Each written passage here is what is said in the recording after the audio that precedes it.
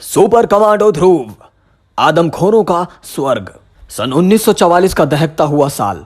दूसरा विश्व युद्ध अपनी आखिरी सांसें गिन रहा था। अरब सागर में एक छोटे से द्वीप के घने दुर्गम जंगलों के बीचों बीच बनी एक आधुनिक प्रयोगशाला में एक अनोखा प्रयोग अपनी समाप्ति पर था। सालों की कड़ी मेहनत का नतीजा सामने आने वाला था। बाएं हाथ की कलाई पर दाएं हाथ ने एक पट्टा बांधा, एक बटन दबा और पूरी प्रयोगशाला में लगी सभी मशीनें सक्रिय हो गई। सूर्य की किरणें एक खास स्थान पर केंद्रित हुईं और प्रयोग सफल हो गया। मैं सफल हो गया। अब महामहिम हिटलर को दुनिया का शहंशाह बनने से कोई नहीं रोक सकता। मैं अपने प्रयोग में पिछले 8 सालों से इतना मशगूल हो रखा हूँ कि मुझे दुनिया की कोई खबर नहीं। आज मैं सालों बाद रेडियो पर समाचार सुनने जा रहा हूँ। समाचार है कि जर्मनी के तानाशाह हिटलर ने आत्महत्या कर ली है। जर्मन नाजी सेना के वरिष्ठ कमांडर ने भी इस समाचार की पुष्टि की है। ताज़ा खबर ये, हिटलर महामहिम ने आत्महत्या? नहीं, ऐसा नहीं हो सकता। इस बियाबान उजाड़ द्वीप पर मेरी सालों की मेहनत खाक में मिल गई। अब मेरा यह आविष्कार किस काम का?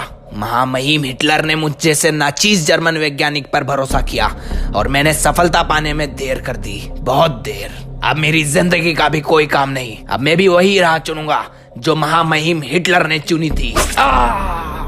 चाकू का लंबा नुकीला और घातक फल पेट में दूर तक घुसता चला गया और बाकी बची एक लाश, एक अनजान जर्मन वैज्ञानिक की, जिसके आविष्कार में दुनिया को हिला के रखने की ताकत थी। समय बीता, वह द्वीप अब लक्षद्वीप बन गया, भारत का एक अभिन्न अंग, और वह प्रयोगशाला घने जंगलों का एक अभिन्न अंग बन गई।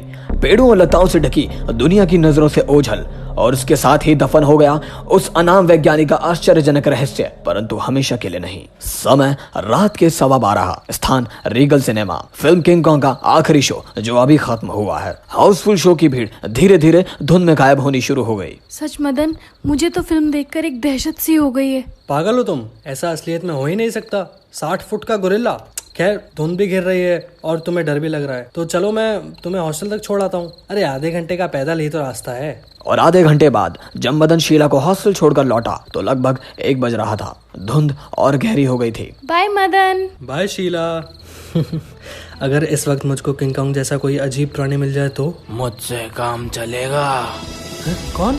और उस आवाज के मालिक की एक ही झलक मदन का खून जमा देने के लिए काफी थी। उसके सामने जो कुछ भी खड़ा था उसको शब्दों में बयान करना असंभव था। किसी का खून पिए मुद्दत हो गई, इसीलिए मुझको गढ़ का कानून तोड़कर यहाँ आना पड़ा। आगे मदन सुन नहीं सका। अजीब प्राणी से मिलने का उसका सारा जोश ठंडा हो चुका था। वह पलटा और भागा, लेकिन धुंध के कारण वह ज्यादा दूर नहीं जा पाया। खौफनाक कदमों की आहटें धीरे धीरे असहाय मदन के पास आकर रुक गई। नहीं नहीं नहीं नहीं नहीं। नुकीले पंजे मदन की गर्दन में गड़ने लगे और गर्म गर्म सांसें उसके मुंह से टकराने लगी। धीरे धीरे उस पर बेहोशी छाने लगी। मौत के कदमों की आहट पास आती जा रही थी कि तभी मोटरसाइकिल की गड़गड़ाहट ने उसका ध्यान भंग कर दिया। कोई आ रहा है। खैर, आने दो, मैं उससे भी निपट लूंगा।